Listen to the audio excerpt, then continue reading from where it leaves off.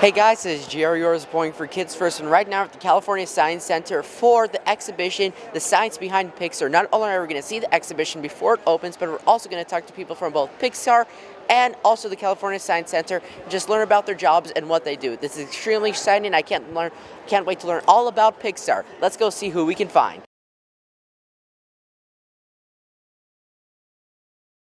Right now, I have Georgina Diaz, who is the director of guest services and also Imax operations, correct? That's correct, yes. Welcome. Thank you. And so, what made you guys want to do an exhibit behind Pixar? Because you guys done a lot of cool exhibits, but this is kind of the first of its kind where it's related to animation. It's definitely a different kind of exhibition for us. The Science Behind Pixar exhibition is something that brings a collaboration between Pixar, and it was created by the Museum of Science Boston in collaboration with us as well. I think it gives us an opportunity to highlight how art, science, engineering all come together to create something that we all love, which are animated films. We have so many different children, adults that come to us and visit us, and I think this gives us a great opportunity to have them explore something totally different that goes along with our mission of stimulating science and inspiring science learning in everyone. And do you guys have any future plans for exhibits like this where it's more related to animation and the film industry? One of the important things about our special exhibitions is that it gives us the opportunity to bring in all kinds of science of exhibits that we bring out the science component in. So for the time being, this is probably one of its kind here, but it'll be here starting October 15th through April 9th. So it's going to give people a great opportunity to come and see it while it's here. We'll definitely check it out. And my next question is, what would you think the main goal of the California Science Center is for all its visitors? Well, our mission is definitely to provide a hands-on experience to all of our guests where they can see how science interacts in our daily lives. It gives us an opportunity to reach out to children, adults, and people of all ethnic backgrounds, countries, because we get visitors from around the world to really see how science is important to all of us. It gives us the opportunity to stimulate the scientists of tomorrow to figure out what their future career might be.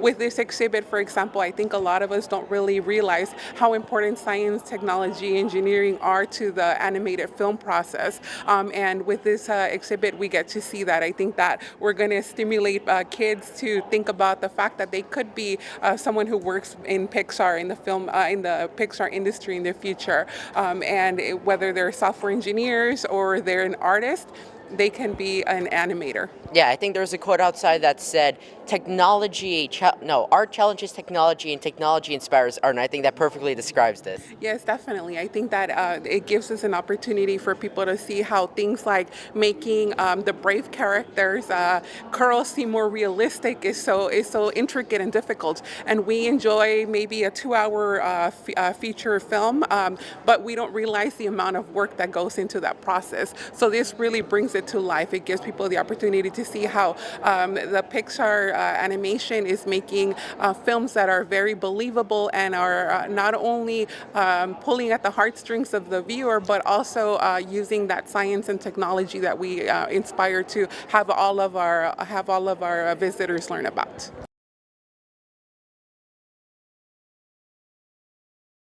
Right now, with Lindsey Collins, who is the VP of Development at Pixar, and right now at the California Science Center for the Science Behind Pixar exhibit. Specifically, we're at the lighting area. So can you talk about kind of the science behind lighting in Pixar films? Sure. I mean, I think lighting, especially, I think the reason maybe they chose Dory and Nemo to talk about this is because how much of the lighting was the environment on these films. Because underwater, you have to create the sense of being in water, which means what you're really using is light and reflection and refraction and caustic lighting and particulate and murk, and all of those are kind of made up layers that you use and put on a scene kind of after the fact to give the sense in the audience that they don't even question that they're in water. So it's kind of a great example of showing and how time of day and color, temperature can really affect the mood and the tone of a scene, you know? And I just saw some videos in the different exhibits that you guys actually have to do real life research and see how the lighting works to implement that into the animated films, right? Yes, we do. We do everything from sending some of our own people down to do underwater scuba diving and photography, and also just obviously doing a ton of research. And we went to tons of different aquariums. I mean, reflection and refraction in glass tanks for instance, is really tricky for lighting. So we did a lot of that for Nemo and Dory, and yeah, we do a lot of research. I went to the dump for Wally. That was not fun. It was not a sexy research trip, going to the dump. So if kids want to get into Pixar, do you guys offer any sort of internship or anything like that that could help them kind of build a career to get into Pixar? We do. I think we try to do a lot of different things. One is like we do Girls Who Code, which is, a summer program for girls who are interested in computer science. Then we also have internships once kids are actually in college. We have a pretty robust internship program, and it's actually where we pull most of our kind of new hires is through that, because it's the best way to get a sense over a course of sometimes even 2 summers of who somebody is and and get them really trained up into not only our science and our technology and our look, but also our culture, and kind of see if they're a fit. So we have a pretty robust internship program. And what skills do you think you need most during animation? During animation in general, or making these kinds of movies? In general, just in general animation. I think you need a lot of patience. I think it's a marathon. It's not a sprint. You need to kind of be a perfectionist. In a way, because I think it's never going to feel done. So you want to make sure that you're kind of always making sure how to improve it. And you need really good communication skills, because hundreds and hundreds of people are making these movies, as you can see, in in their own different kind of departments and specialties. And yet we're all creating one product. So making sure that we're all communicating constantly is huge. And in Pixar, which film would you say is the hardest in terms of making the animation perfect, making the lighting perfect, just in general, the hardest film for Pixar to do so far? Every time I think we're going to get it easy, we're going to get it right, somehow we don't. And I think we kind of are like, oh, the technology is so much better, it must be easier. And we're like, no, the directors just want more now. So I always feel like the film we just finished was the hardest one we did in a weird way. And so therefore I think it's Finding Dory. I think, 6 months from now you ask me, I'm going to go, oh, Cars 3. So I always feel like it's because we're always kind of pushing the boundaries of what the technology can do and what the artist wants.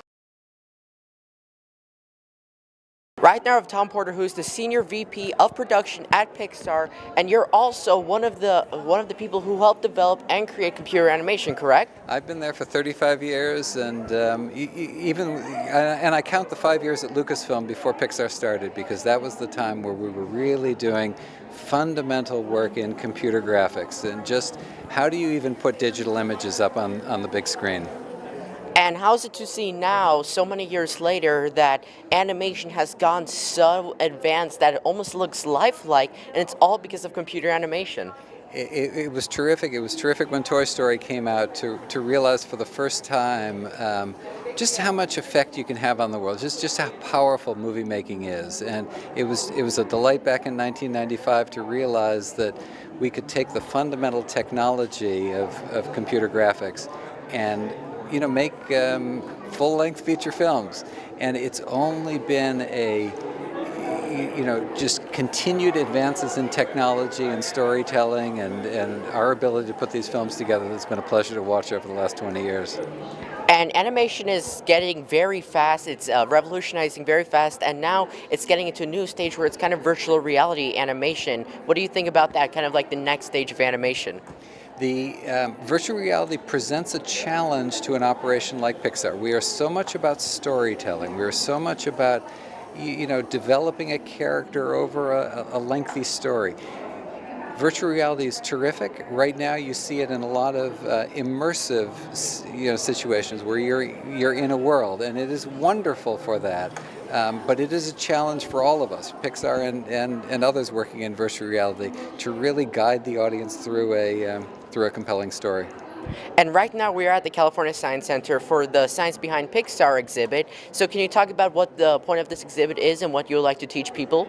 This is a set of kiosks to show off all the technical work that goes on in piecing our films together. So, for example, at Pixar, I probably watch over 15 different departments. 9 or 10 of them are on the technical side of things, and each of those 9 or 10 departments is represented here. Modeling the characters, creating the articulation, the controls for actually creating the animation itself. We're sitting here over on in the simulation side. There's effects, there's shading, there's rendering. It's all explained here in a way that has a lot of relevance and simplicity for, a middle schooler, a high schooler. I see many younger kids here.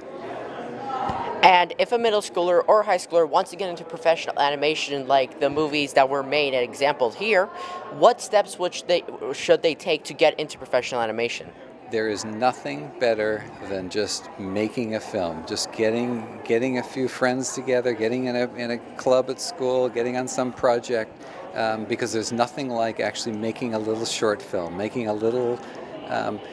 Obviously, feature film is way beyond what a young student can do, but just grappling with whatever technique, computer, hand-drawn, claymation, anything.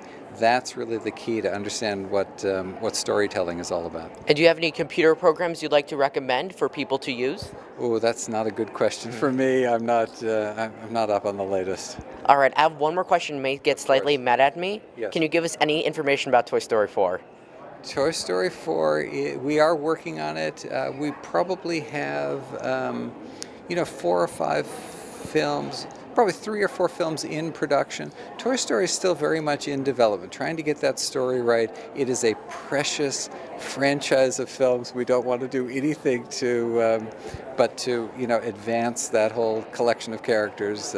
So there's not much I can tell you about it now, but we're working hard on that one. Well, the event is over, and we learned a lot about both Pixar and the California Science Center. Do remember, if you'd like to check out this exhibit, it starts October 15th, and it's only available for a temporary time, so definitely check it out. I had a lot of fun, and I definitely recommend it. I'm your host, Gerry, signing off. See you guys.